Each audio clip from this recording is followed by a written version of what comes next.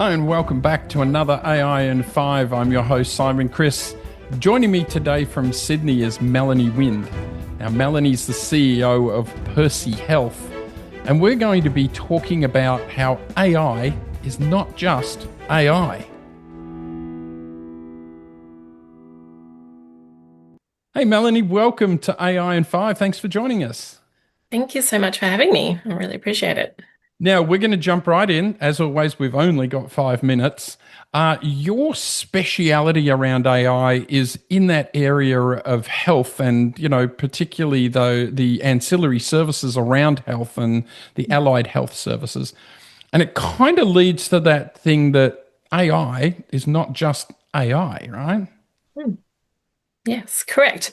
Yeah, so my company, Percy Health, so we have built a clinical scribe specifically for allied health.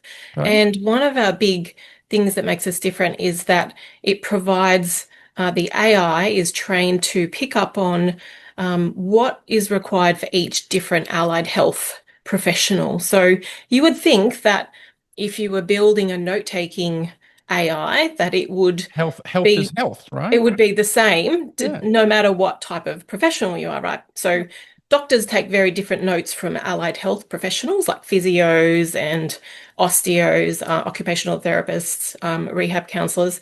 But even within allied health itself, there's differences in the type of notes that are needed for different allied health professionals.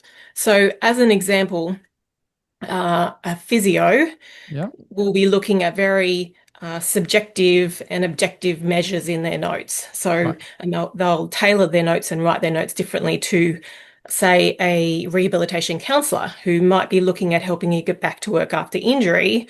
And they may be looking more at your mental well-being and how you're feeling about going back to work. And they'll be very interested in like capturing the actual way that you say things and your quotes, for example. Mm. So we have trained the AI specifically for different types of allied health And when professionals. and when you say train, do you mean you've got a physio to sit in front of it and tell it how to do it, or you've just shown it 100 examples of a physio and 100 examples of an osteo and 100 examples of something else? Yeah, great question. So a Okay.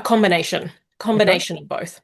So interviews and conversations and a lot of input from allied health professionals in the different specialties and even within the different allied health disciplines, the type of work they do. So actually talking to them. So a pediatric um, specialist versus like a pediatric OT versus an occupational therapist that looks at Mm. rehab for older people or adults.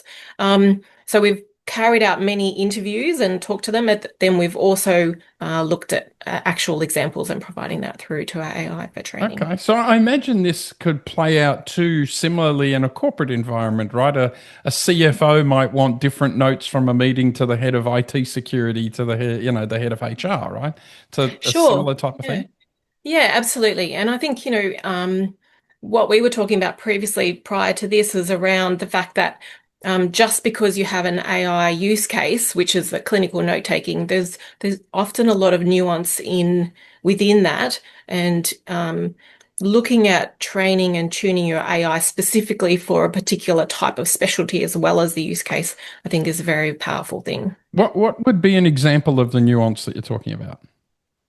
Um, so I mean the note taking as an example, so different type of notes for different specialties and different professionals.